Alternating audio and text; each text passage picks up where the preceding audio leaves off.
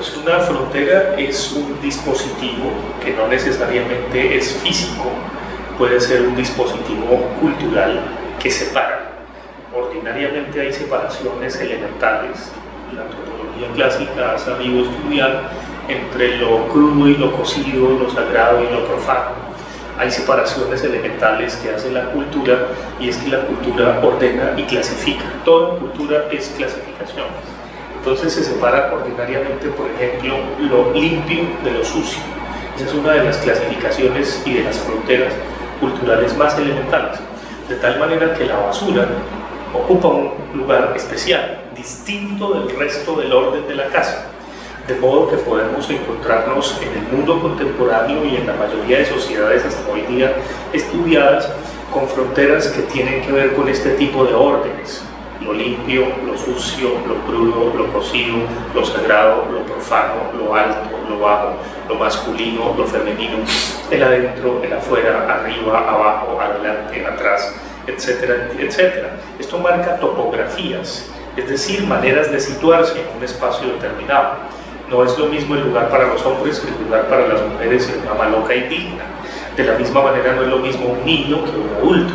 Y generalmente el paso de una frontera a otra, culturalmente hablando, aunque también geográfica y físicamente, implica algo social ocurre para que un adolescente sea integrado como ciudadano de una comunidad, para que un bachiller sea recibido con el título de bachiller. Antes era estudiante, ahora es bachiller. Un profesional se hace médico, arquitecto, ingeniero, qué sé yo.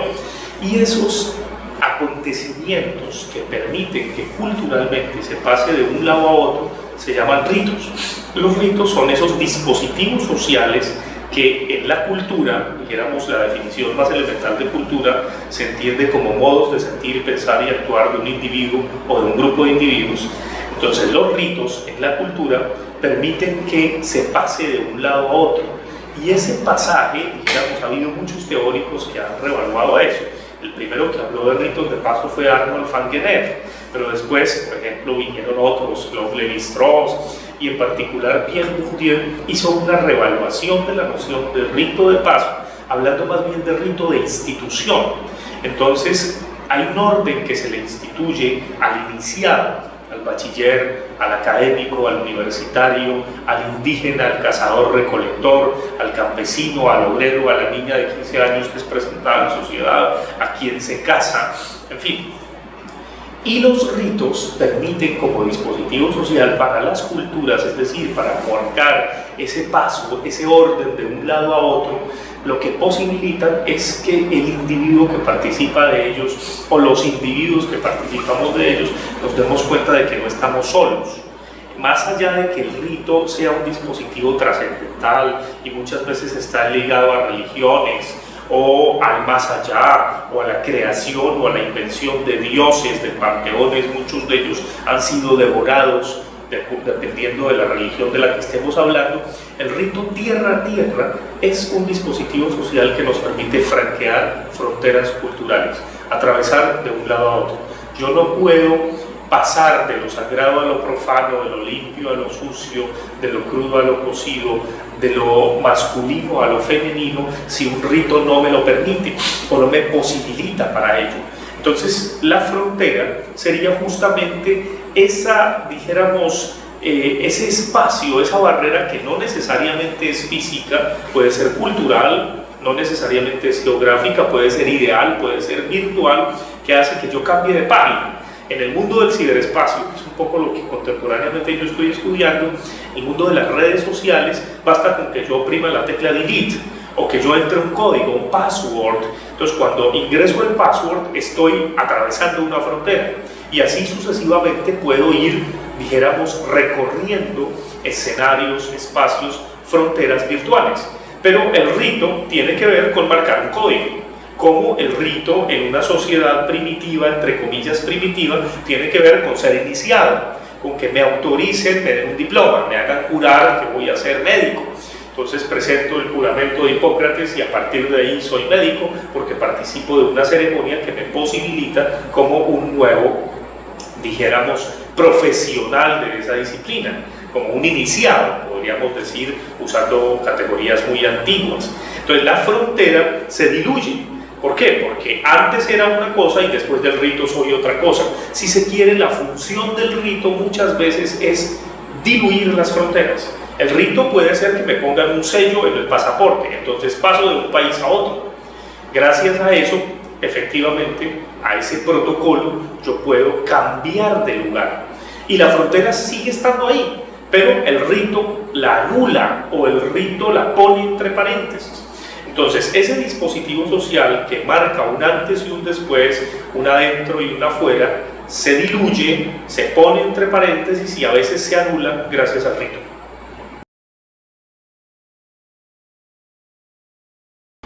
No, es muy difícil, evidentemente, porque todos no podemos escapar, es decir, los seres humanos no podemos escapar a la creencia. Es muy ideal pensar en una gran comunidad como de las testigas de Jehová, y digo testigas de Jehová porque ellas hacen un acuerdo de género, debería decirse testigos de Jehová, porque ellas son, pareciera que fueran feministas, no lo son.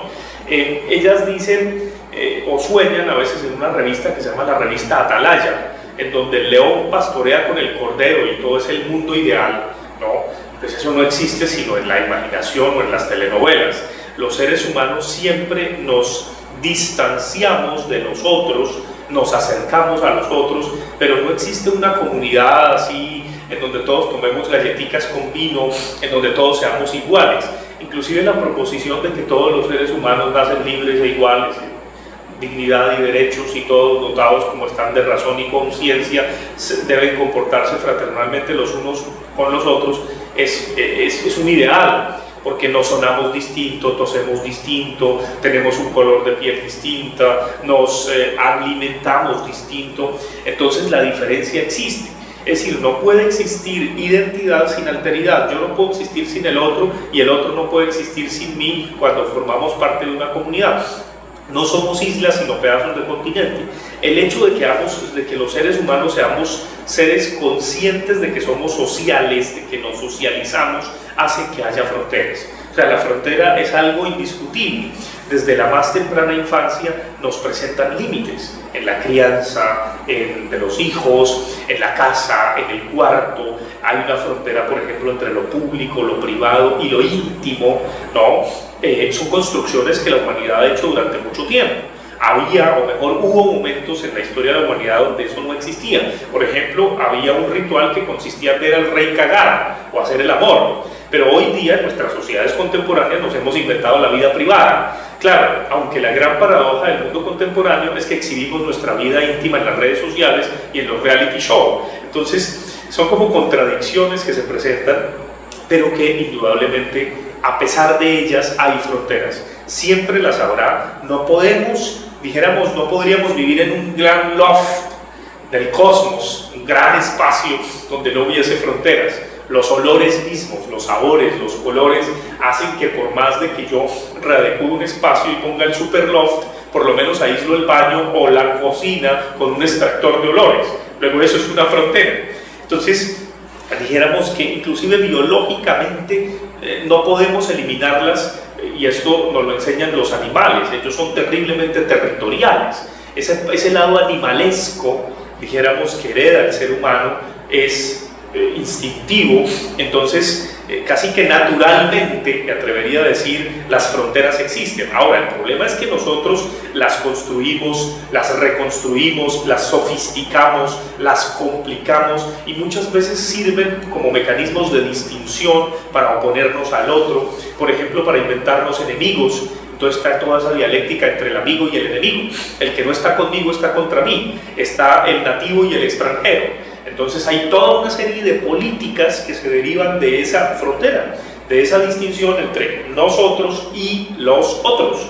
Aunque puede darse el caso de que los otros formen parte de nosotros si nosotros los integramos. Esa es una posibilidad, pero igual, de la misma manera que hablábamos de lo crudo, lo cocido, lo limpio y lo sucio, dijéramos que hay tres mecanismos fundamentales a través de los cuales yo puedo excluir al otro, o mi comunidad puede excluir a los otros que no pertenecen a mi comunidad. Tienen que ver con la posibilidad de que el otro se vuelve tan enemigo mío que no me queda sino matarlo. anularlo, negarlo. Esa ha sido una tradición enorme de la humanidad. La segunda es que yo lo destierro, es el ostracismo. Lo mando lejos, bien lejos de mi vista, porque es un enemigo, porque es un extranjero, porque es un otro muy distinto y cruzó mi frontera. Y la tercera es que yo lo puedo integrar. Pero esos mecanismos de integración requieren salvoconductos, requieren protocolos que hasta la más elemental diplomacia hace que se den. Inclusive estudiando comunidades de animales, de felinos, si hay seres absolutamente territoriales son los gatos, por ejemplo. Entonces, cuando uno saca al gato de su casa, eso es un lío para después porque se siente muy mal. Los perros no. Los perros sí pueden ir con su amo, como que se llevan la frontera del amo, pero el gato no. El gato es de la casa, el gato es del sitio que habita y eso es muy instintivo. Entonces, de la misma manera, los humanos no podemos por puro instinto eliminar la frontera. No hay un mundo sin fronteras. Esto sería para las testigas de Jehová, pero es ideal.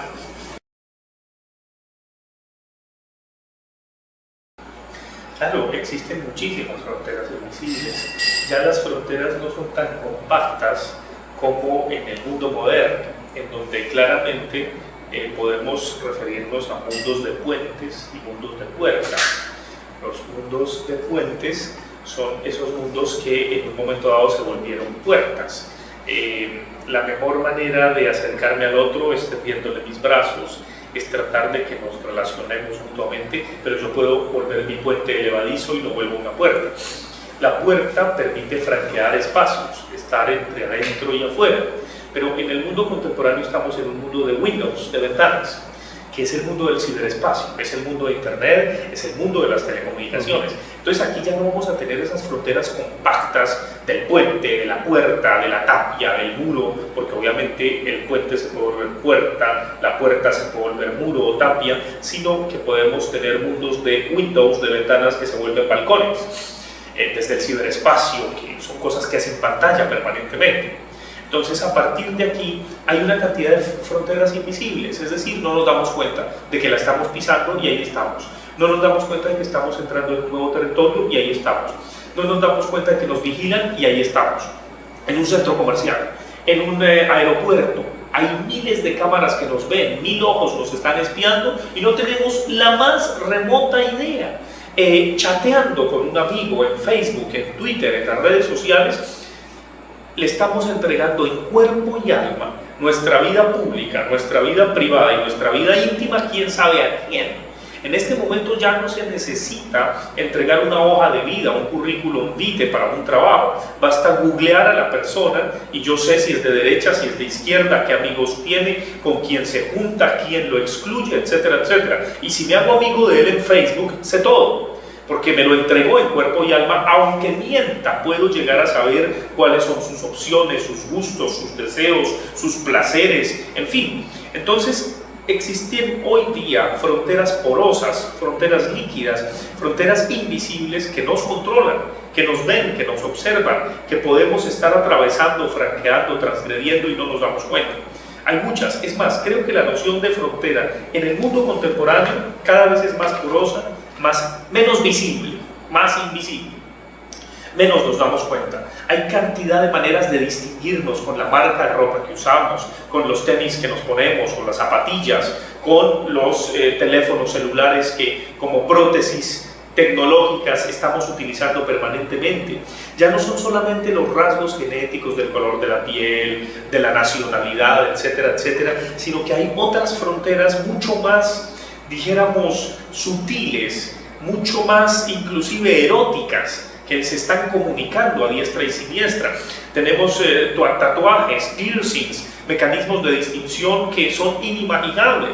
Inclusive también ya hay dispositivos que se están generando. Tengo entendido que Apple está fabricando una marca de gafas para que la gente responda al correo electrónico ahora sí. Entonces en unos años ya no vamos a tener celular, sino que habrá gente zombie respondiendo el correo electrónico y serán gafas chic. Entonces quien entra a mis ojos estará en mi frontera y quien no estará afuera. Estará el uno adentro, el otro afuera, otros muy en la periferia, aquellos que no acceden a los desarrollos tecnológicos, científicos.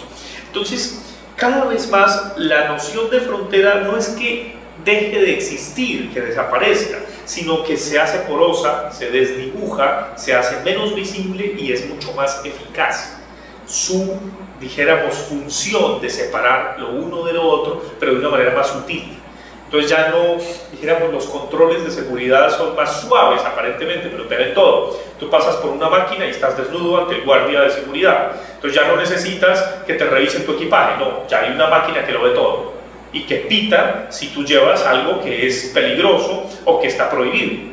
Entonces ya hay padres de familia que controlan a sus hijos en clase de inglés y lo ven por internet a ver cómo se comportó. Entonces el mundo contemporáneo es un mundo de fronteras menos visibles y más eficaces. Me atrevo a decir que paradójicamente a mayor discreción, mayor control. Ya el control no es vertical como el superior, el prefecto de disciplina, el padre de familia, el rector, Dios que todo lo miraba, sino que es el vecino, porque yo voy a orinar con él y ahí me controla. Es decir, me controla sin controlarme, es mucho mayor el control. Luego es otra frontera. Entonces, dijéramos que el mundo contemporáneo es fascinante en ese sentido, con estas fronteras porosas e invisibles y al mismo tiempo aterrador.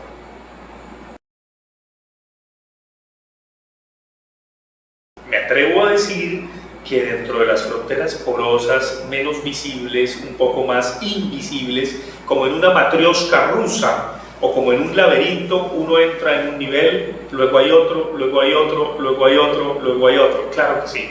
Y dijéramos que las investigaciones que he desarrollado a propósito de las redes sociales, de los vínculos virtuales de internet, me muestran cómo efectivamente, así como yo abro una ventana y otra ventana y otra y otra y otra y otra y otra y otra y otra y otra y otra y otra y otra y otra, podemos, como en la bolsa de valores, generar una cantidad de ruidos y de ecuaciones fascinantes. Eso daría una estética formidable, como los trabajos de Ryoji Ikeda, el japonés que encuentra sonidos y música en la bolsa de valores. Y eso es una cosa increíble, y hace conciertos con eso en el mundo contemporáneo. De la misma manera, yo puedo entrar a un nivel, a otro, a otro, a otro, a otro, y así sucesivamente. Pues claro que hay fronteras dentro de fronteras. De la misma manera que ya las jerarquías sociales no son tan claras, no son tan específicas. Inclusive el presidente de la compañía puede disfrazarse de celador. Es decir, hay unos mecanismos de camuflaje en el mundo contemporáneo. En eso los jesuitas fueron unos grandes expertos. La Compañía de Jesús puede tener un doctor en psicoanálisis de taxista. Pues los mecanismos de espionaje, pues si vemos un poco al jesuitismo como la policía secreta del catolicismo, podríamos pensar en la Mossad o podríamos tener en otras instituciones fascinantes. No solamente hay que pensar en una cosa tipo KGB o FBI o cosas por el estilo, sino un gerente de un banco o un rector o un decano que tiene un estudiante monitor y le dice: tú te sientas allá, no le vas a poner atención a lo que dice la gente, sino a sus gestos, a sus tonos de voz, a cómo se rasca, y ese es un espía. Perfectamente estamos en una cantidad de cosas, nos están observando y nosotros estamos con la mayor serenidad del mundo sin darnos cuenta de que estamos pisando una frontera dentro de otra, dentro de otra, dentro de otra.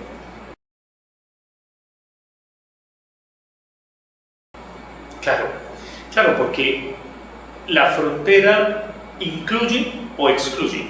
Entonces, si yo quedo excluido de un orden que me interesa, que me seduce, que me atrae, que es considerado bueno, que es considerado positivo, rentable, pues evidentemente me va a hacer entrar en conflicto el hecho de haber quedado afuera. Eso es lo que tenemos hoy día en las grandes ciudades contemporáneas. Tenemos de un lado la ciudad mundial, con todas las promesas de conectividad, de tecnología, de enormes rascacielos, en fin, todo lo que nos promete el mundo del desarrollo y de la tecnología. Pero al mismo tiempo, en esa ciudad mundial, con todas sus promesas virtuales y tecnológicas, surgen montones de cinturones de miseria, barrios de invasión, favelas, comunas, gente que en un momento dado puede perfectamente cortocircuitear el sistema financiero, que puede generar unos mecanismos de venganza debido a su exclusión y que por supuesto se están dando bala. Cuando pienso, por ejemplo, en la playa de Ipanema, cada rato bajan jóvenes de las favelas y atracan un montón de turistas. Es un poco todos esos nuevos mecanismos de terrorismo contemporáneo, aunque pensando en esas venganzas de excluidos hacia los pocos que tienen muchísimo, esos muchos que no tienen nada, se vengan, podrían efectivamente acabar con ese orden que definitivamente es muy injusto. Entonces, claro, ahí está el conflicto permanentemente. Uno se pregunta con estos movimientos de indignados, por ejemplo, ¿qué pasa si muchos, no todos, pero muchos seres humanos vamos a los bancos y le digo, denme mi plata? Primero, los bancos no nos pueden dar el dinero porque lo tienen invertido quién sabe dónde. Y segundo, si somos muy vehementes, no agresivos, nos arrestan. Eso es lo que pasó con el movimiento de indignados. Pero sería un ejercicio muy bonito porque rompería la frontera de que el único que puede captar recursos y garantizar los sistemas financieros son los bancos. Claro, es lo que uno ve a escala planetaria. Lo primero cuando hay una crisis económica es salvar los bancos. Un economista ortodoxo y normal dice, pues es lo que hay que hacer, evidentemente. Sí, pero salvar los bancos a costa de quitarle primas, cesantías, beneficios a la gente, ¿eso a dónde nos conduce? ¿Qué tal que la gente se dé cuenta de que no quiere salvar a su tótem y simplemente lo atacan? Eso sería el caos absoluto. Claro, hay mecanismos de seguridad que impiden que eso ocurra. Pero si muchos se ponen de acuerdo en un momento dado, tenemos un Wall Street multiplicado a escala planetaria y evidentemente esto se zarandea terriblemente. Entonces, las fronteras, claro que generan conflicto, claro que son un motivo de conflicto. Pues un conflicto entre soy masculino o soy femenino, estoy adentro o estoy afuera, estoy en la logia o por fuera de la logia, tengo dinero o no tengo dinero, me dan trabajo o no me dan trabajo. Una frontera trágica, patética en el mundo contemporáneo es que nadie nos garantiza ya el futuro. Y entonces eso nos pone, sobre todo a los jóvenes. Cuando uno ve un joven estudia una carrera técnica, profesional, tecnológica, científica, no hay quien le garantice trabajo. Pero no solamente eso, no hay quien nos garantice felicidad, no hay quien nos garantice que vamos a estar mejor mañana que hoy o pasado mañana que mañana. Entonces, ante esa incertidumbre, las fronteras que nos excluyen van a generar mucho conflicto. Pensemos entre los países pobres y los países ricos. Obviamente hay una serie de fronteras. Los países que fueron excolonias de países que los colonizaron, pero ahora nacieron en el país colonizador. Entonces, ¿cómo los integramos? Es el caso de todos estos jóvenes Beur en Francia o los turcos en Italia o en Alemania. Finalmente, ¿qué hacemos con esa mano de obra? O sea, hay una cantidad de cosas que están ahí en el corazón, pero al mismo tiempo la frontera, cómo responde o cómo no sabe responder, cómo la eliminamos, cómo la desaparecemos. Y ahí hay un tema enorme de protocolo, no solamente político, sino jurídico. Hay un tema también de derechos humanos y hay un tema de fraternidad universal, es decir, no solamente bastaría con que yo excluya al otro por sucio, por negro, por chino, porque tiene otros rasgos de piel o porque come ranas y yo no, sino en qué medida el otro me puede aportar a mí y en qué medida el otro me dice mucho más de mí de lo que yo no le digo negándolo. Entonces, me parece que en esto de la frontera, dijéramos, si hay una disciplina que ha aportado muchísimo, por lo menos en el terreno cultural, ha sido la antropología. La antropología es ese ejercicio del otro y una dosis de antropología no le cae mal a nadie.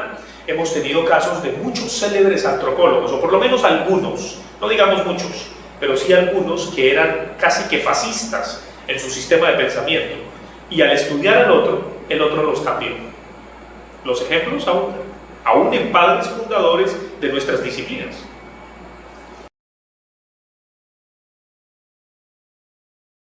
Es como construir puentes sobre aguas turbulentas, pensando en la canción de Simon & Garfunkel.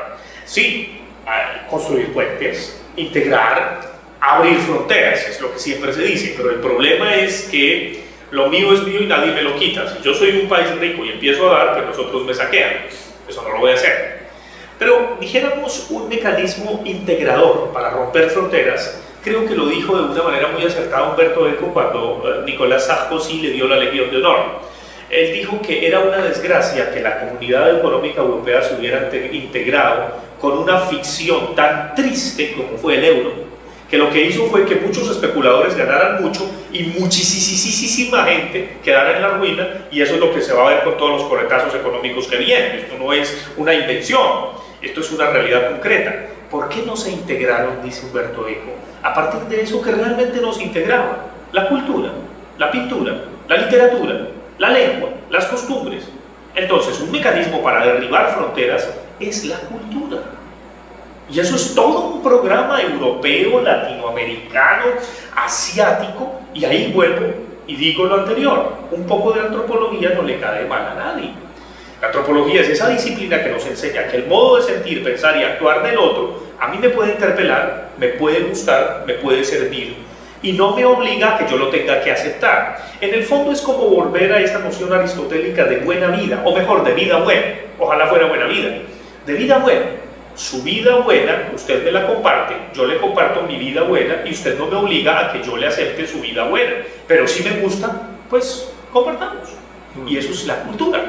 Ese sería un gran mecanismo para romper fronteras y conflictos fronterizos inútiles y muy tontos y evitar guerras que a lo único que han conducido es a conjugar proposiciones tan lamentables como que solo los mejores sobrevivirán.